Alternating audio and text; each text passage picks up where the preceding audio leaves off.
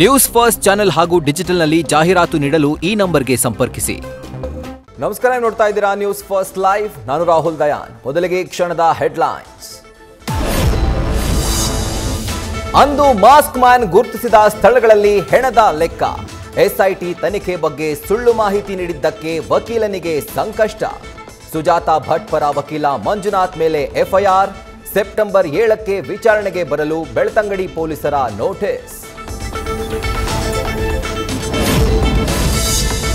ಜೈಲಲ್ಲಿ ದರ್ಶನ್ಗೆ ದಿಂಬು ಬೆಡ್ಶೀಟ್ ನೀಡಲು ಕೋರಿ ಅರ್ಜಿ.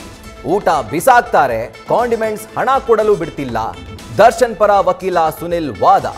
ಮಧ್ಯಾಹ್ನ 3:30ಕ್ಕೆ ವಿಚಾರಣೆ ಮುಂದೂಡಿಕೆ.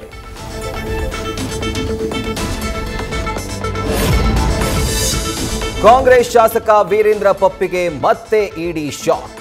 ಚಳ್ಳಕೆರೆ ಹಳೆ ಟೌನ್ನ ಮನೆ ಮೇಲೆ ಇವತ್ತೂ ದಾಳಿ. ಚಿತ್ರದುರ್ಗ ಶಾಸಕ ಐಷಾರಾಮಿ ಕಾರುಗಳ ಜಪ್ತಿಗೆ ಡ್ರೈವರ್ ಸಮೇತ ಬಂದ ಅಧಿಕಾರಿಗಳು.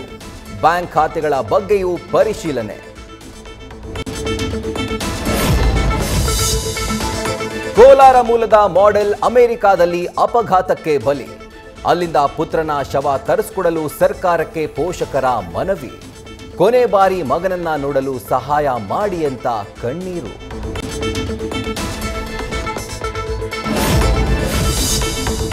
ಹತ್ತೊಂಬತ್ತರ ಯುವತಿಗೆ 58 ವರ್ಷದ ವ್ಯಕ್ತಿಯಿಂದ ಲೈಂಗಿಕ ದೌರ್ಜನ್ಯ. ಯೋಗ ಸ್ಪರ್ಧೆಯಲ್ಲಿ ಮೆಡಲ್ ಕೊಡಿಸೋ ನೆಪದಲ್ಲಿ ದೈಹಿಕ ಸಂಪರ್ಕದ ಆರೋಪ. ಡಾಕ್ಟರ್ ಎಂ ನಿರಂಜನ್ ಮೂರ್ತಿ ವಿರುದ್ಧ ಎಫ್ಐಆರ್ ದಾಖಲು. ನ್ಯೂಸ್ ಫಸ್ಟ್, ನಿರ್ಭೀತಿಯಿಂದ ನಿಮ್ಮ ಪರವಾಗಿ.